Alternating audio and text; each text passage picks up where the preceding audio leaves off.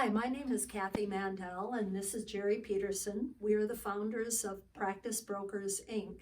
Today we're going to talk about something very important. It's called the 5-step process for purchasing a chiropractic clinic. So Jerry, first of all, what is the 5-step process for purchasing a chiropractic clinic, and why is that important?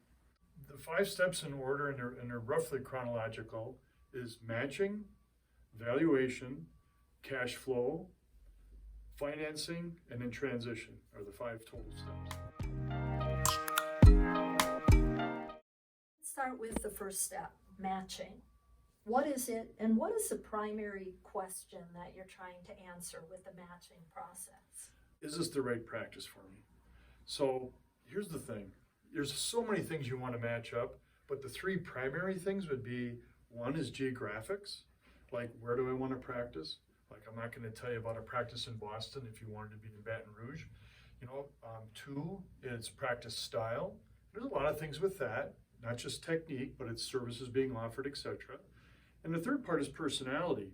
You have to be a little bit careful there because if you have a perfect match, both geographic and practice style, and buyer and seller are very different personality types, you could have an oil and vinegar situation there. Not good. So the first step, matching process, if indeed I don't match up on all 3 of the key components, I don't like to move forward.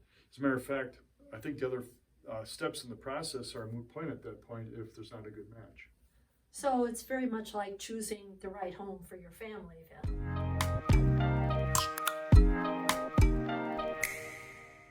Well, the second step is a step that people spend the most time on. It's called valuation.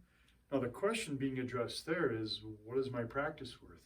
And so from the seller's point of view, they're crossing their fingers like, yes, let's, hopefully my life's work has a big price tag on it. And the buyer's crossing their fingers like, God, I certainly hope that this price tag doesn't blow me out of the water.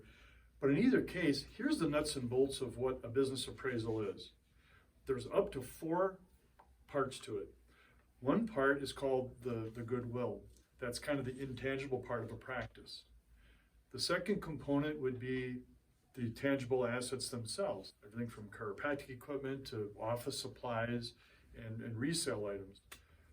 And for that, we come up with what's called a fair market value. And then if there's any kind of insurance involvement, there's something called accounts receivable. And because it's money, we're coming up with a present value for that. And if possible, or if applicable, if say the selling doctor is renting a space and put a bunch of money into the space, it's called leasehold improvements, there might be some depreciable value of that as well. So you take all 4 of those components, add it together, and now we know exactly what the actual value of the business is.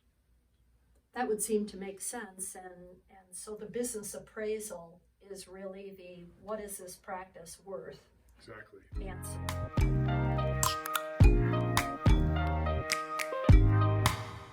So once you know what the practice is worth, the third step you mentioned then is cash flow. Tell me about cash flow.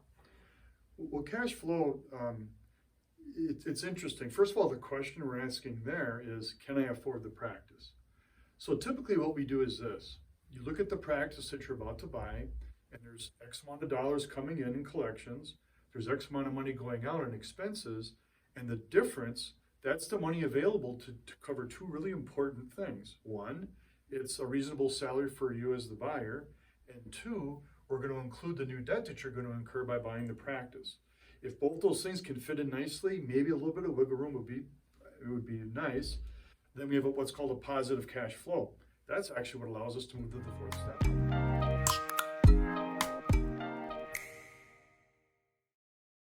And the 4th step, financing. That's where do we get the money to make any of this happen? Exactly. Tell me a little bit about financing. Well, financing, of course, that question that we're asking is how do I pay for it? So here's what we do as practice brokers for the 4th step. Remember, it's about education. So we start by saying things like, or teaching you things like what's the difference between, say, conventional versus small business administration lending. We teach you some bank terminology so you can understand the language or the discussions that transpire. But more importantly, as we walk you down the path, we need to make you comfortable with what you're about to embark on. Most people that buy a practice haven't borrowed that kind of money before. And like I said, it can be scary.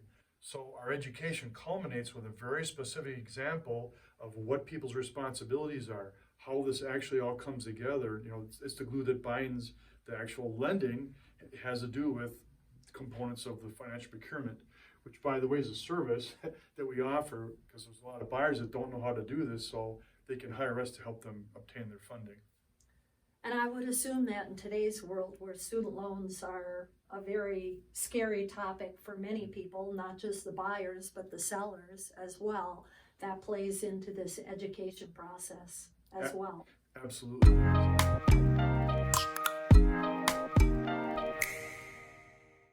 Tell us a little bit about the transition and what is that all about? Well, the transition, the question we're asking there is that how do I build and maintain the practice? And so as you can imagine, there's a lot of different reasons why people sell. So circumstances of the sale impact the transition. Experience levels of both buyer and seller are going to impact how we customize this transition. But ultimately, the goal is to do two things. One, it's to transfer all those patient relationships from seller to buyer. And two, is to have the incoming buyer understand how the business is ran. So in other words, this is the final step when the glue binds the buyer and the seller together. Absolutely. So Jerry, thank you for explaining the 5-step process to us today, and I hope this information has given you a starting point for thinking about buying a practice or possibly selling your practice. Thank you very much.